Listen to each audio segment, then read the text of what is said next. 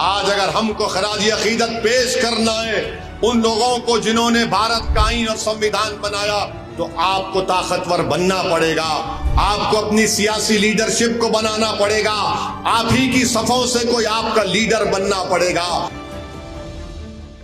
आज 26 नवंबर है और आज ही के दिन 26 नवंबर 1949 में हमारे मुल्क ने जो संविधान और आईन कॉन्स्टिट्यूशन बनाया गया था, जिसको बनाने में बाबा साहब अम्बेडकर का बहुत बड़ा रोल रहा, उस आईन और संविधान को हमने अडॉप्ट किया और फिर 26 जनवरी 1950 को उस संविधान को लागू कर दिया गया। मैं ये बताना इसलिए ज़रूरी समझता हूँ कि जब हमारे बुजुर्गों ने, बाबा साहब अम्बेडकर ने संविधान को बनाया, भारत के आईन को, कॉन्स्टिट्यूशन को बनाया, तो उस संविधान को बनाने से पहले इस मुल्क में आवाज सिर्फ दौलतमंदों की थी या उन लोगों की थी जिनके पास जमीनात थी या फिर वो बड़े बड़े ऊंचे खानदान से उनका ताल्लुक होता था।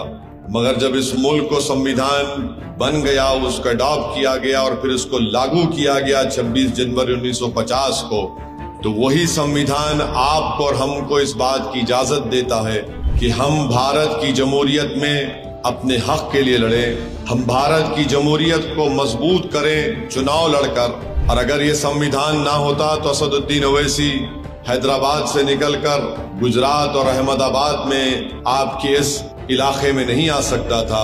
मेरे अजीज दोस्तों और बुजुर्गों, फख्र करो अपने आप पर, और अगर कोई आकर आपको डराता है तो आपको डरने और घबराने की जरूरत नहीं है। भारत हमारा था, हमारा है और रहेगा। हमको कोई देशभक्ति के सर्टिफिकेट नरेंद्र मोदी, अमित शाह से लेने की जरूरत नहीं है। ये कोई नहीं था जब हम इस मुल्क के लिए लड़ रहे थे। संविधान बना तो बाबा साहब अम्बेडकर ने संविधान बनाया। अगर बाबा साहब नहीं होते तो संविधान नहीं बनता। यही बाबा साहब अम्बेडकर ने संविधान बनाया और कमजोरों से कहा, मजलूमों से कहा, दलितों से कहा, आदिवासियों से कहा, अल्पसंख्यक मुसलमानों से कहा कि मैं तो संविधान बना दिया हूं, अब तुमको इस संविधान को इस्तेमाल करके अपने मुकद्दर के फैसले करना पड़ेगा, तुमको ताकतवर बनना पड़ेगा। मैं तुमको वोट डालने का इख्तियार दे रहा हूं, तुम वोट के जरिए अपनी लीडरशिप को पैदा करो, अपने कायद को पैदा करो, ताकि तुम्हारी आवाज इस देश के पार्लियामेंट और विधानसभा में गूंजे। आज अगर हमको खराज अकीदत पेश करना है उन लोगों को जिन्होंने